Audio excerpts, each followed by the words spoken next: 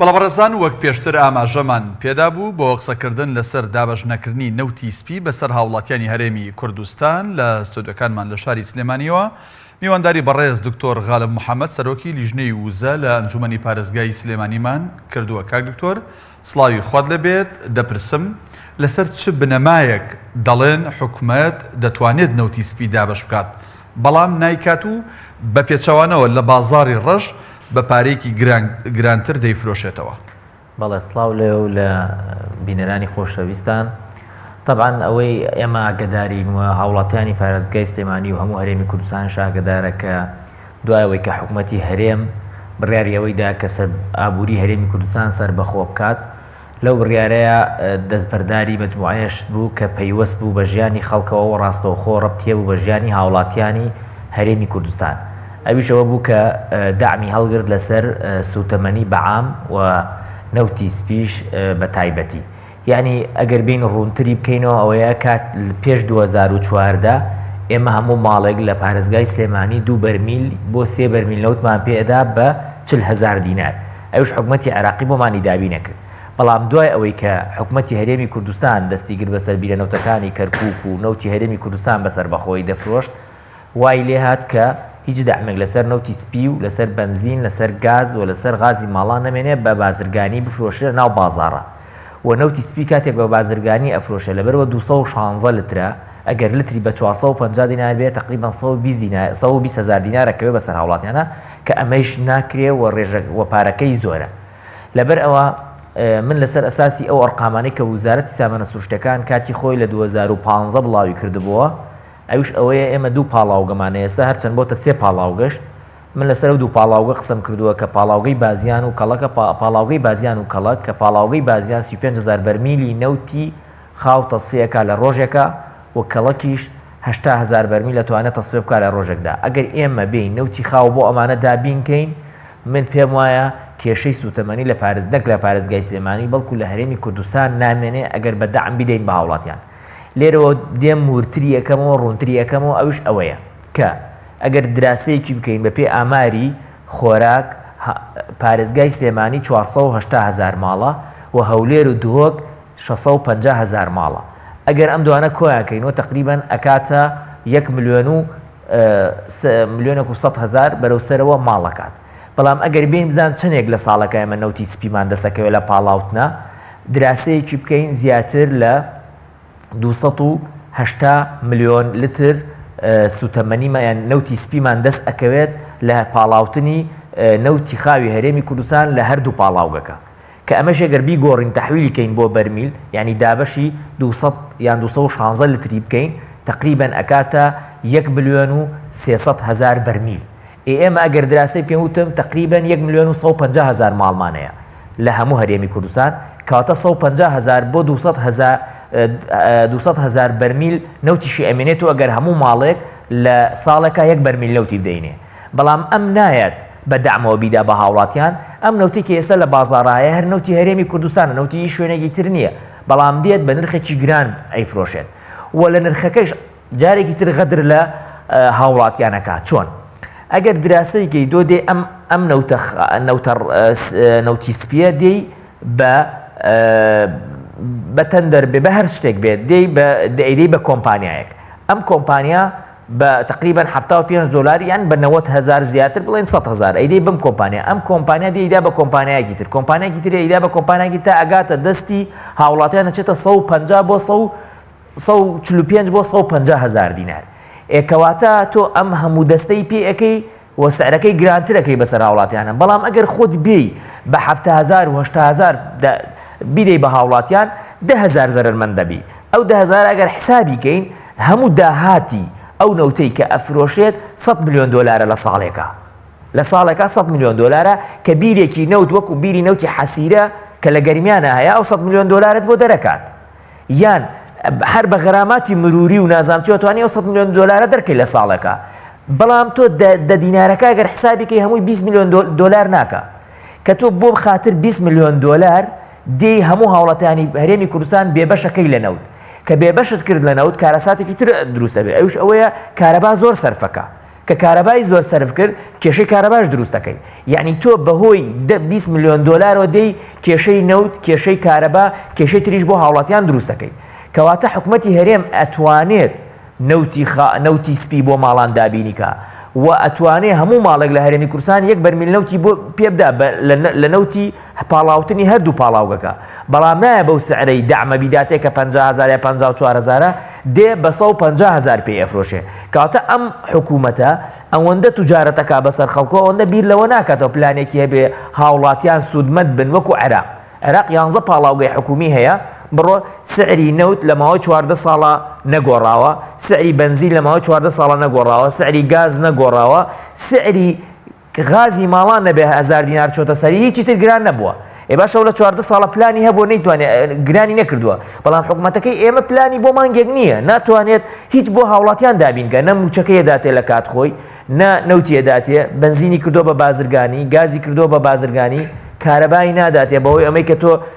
خەیرانی کارەباش دروستە بێت ئەم داتایانەیان ئەو سانی جەناب لەسەر نەوتی سپی کردت دەتوانین بڵین بۆ بەرهەمەکانی دیکەی سوتەمەنیش ڕاستن وەکو بنزین و گاز ئەگەر حکومەت مەبەستی بێت دەتوانێت بە سعرێکی هەرزانتر لە بازاڕە فراهەمی بکات بۆ هاوڵاتیەکانی بۆ بنزین ناتوان بڵێم 100% چکە بنزین ئەبێ وحداتی تەحسینی بنزین هەبێ ئێستا بۆ نمونە پاڵاوگەی سوورخاشان وحدەی تەحسینی بنزینی ناتوانێت بنزین بەرهەمێنێ بۆ بنزین ئەتوانم بڵێم 60% بنزینی هەرێمی کورد و بنزین لە هەرێمی کوردستان هی پاڵاوگەکانی خۆمانە بەڵام 40% لە دەرەوە دێ بەڵام تۆ لێرێش هەر قسەکەی جەنابەت یعنی پشت ڕاستەکەم و ئەوش ئەوەیە ئەگەر تۆ ئەم 60% ئەرزانکەی 40%کەش خۆی ئەرزانە بێت یعنی ئۆتۆماتیکیان چکۆم دوانە تێکەڵەکەوە فرۆشێ ڕاستە دکتۆر ئەو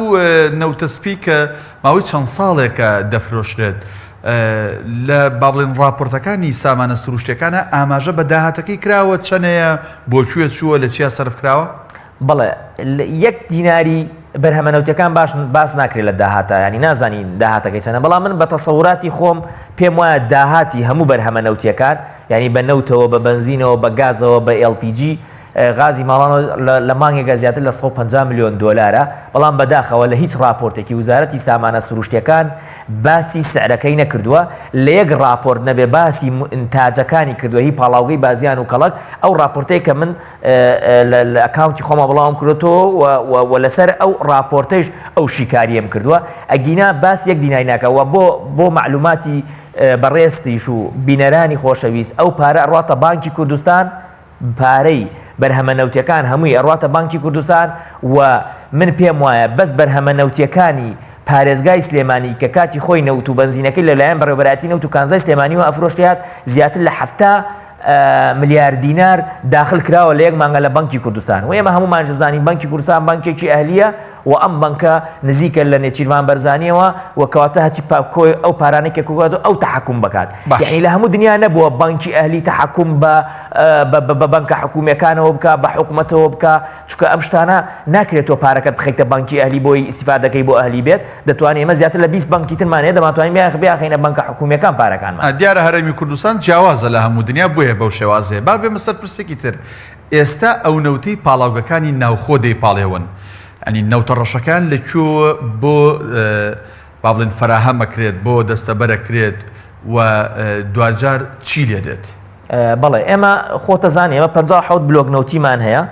و 57 بلۆک نەوتیە بەشێکی زۆری بەشێکی ئێستا ئینتاجی نەوتەکات ئەمە حەسیرەیە تەقتەقە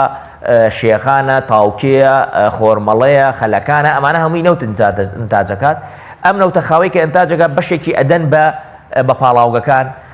لێرێش هەرغەدر لە میلەت و لە خەڵکەکان کەس نازانێت بە چەند پیانە فرۆشن چۆنە فرۆشە بۆ نمونە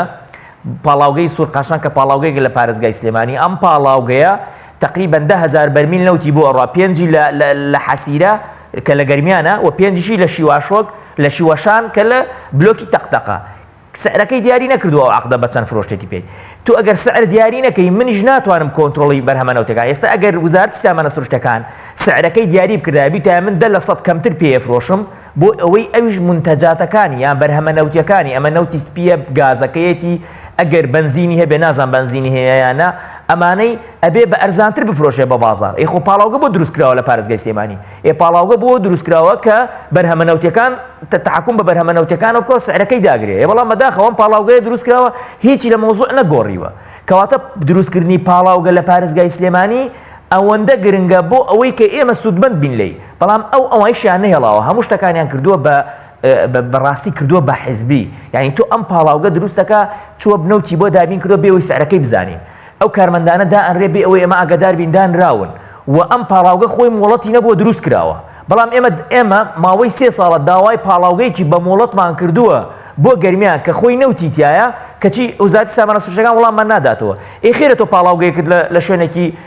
لە شوێنێک دروست کردووە کە شوێنێکی سیاحیە هەمومان نەزانین دوکانێکێکە لە شوێنە سیاحیەکان دوکان نابێت تۆ ژینگەکەی تێکدەی لەبەرەوە شوێنێکی سیاحیە و لە هەموو دنیا نەبووە پاڵاوگە نەوت بە تەنکەر لە گەرمیانەوە بۆی بێنیت بۆ دوکان خۆ دەبواە پاڵاوگەکەمان برد ئەمە بێپلانیە ئەمە ناشارەزاییە ئەمە خۆ دزینەوەیە لە ڕاستیەکان کە تۆ هاتووی لە جاتی پاڵاوگەی لە گەرمیاندانەی دوتە لە دوکان دادناوە دکتۆر ئەنجومەنی پارێزگا و بەتایبەت لیژنەکەی ئێوە کە جەنابەت سەرۆکی لەکوێی ئەم بابەتانەیە کە بەم شێوازە تۆ خۆت ڕەخنەی لێگری بەڵێ ئێمە ئەم لیژنەیە من لێرەوە ڕوونیەکەمە بۆ هاوڵاتیان ئێمە بە هیچ شێوەیەک دەسەڵاتمان نییە لەسەر کەرتی نەوت و لەسەر پاڵاوگەکان لە پارێزگای سلێمانی و بەپێی ئەو دەسەڵاتانەی کە وزارەت هەموو دەسەڵاتەکانی بۆ خۆی بردووە کاکە ئەم وزارەتی سامانە سروشتیەکانە و ئەنجومەنی نەوت و غە بەپێی یاسای ژمارە 22 2007 یاسای نەوت و غازی هەرێمی کوردستان هەموو دەسەڵاتێکی داوە بە ئاشتی هەورامی و بە ئەنجومەنی نەوت و غاز کە پێگاتووە لە نێچیروان بەرزانی و قوبات تاڵەبانی و چەند وەزیرێکی تر ئەمانە دەسەڵاتی تەواویان لابووە و من لێرەوە ڕوونیەکەم و هەر کاولکاریەک هەر نائەدالەتیەک هەر ناشەفافیەک هەر ماڵوێرانیەک بۆ هاوڵاتیانی پارێزگای سلێمانی و هەرێمی کوردستان بەگشتی لە کەرتی نەوتە ئەستۆکەی ئەکەوێتە سەر ئەو برادەرانە و بە تاقی تەنیایش ناتوانێت ئەستۆکە بخەیتە سەرگشتی ئەبێ هەمویان بەیەکەوە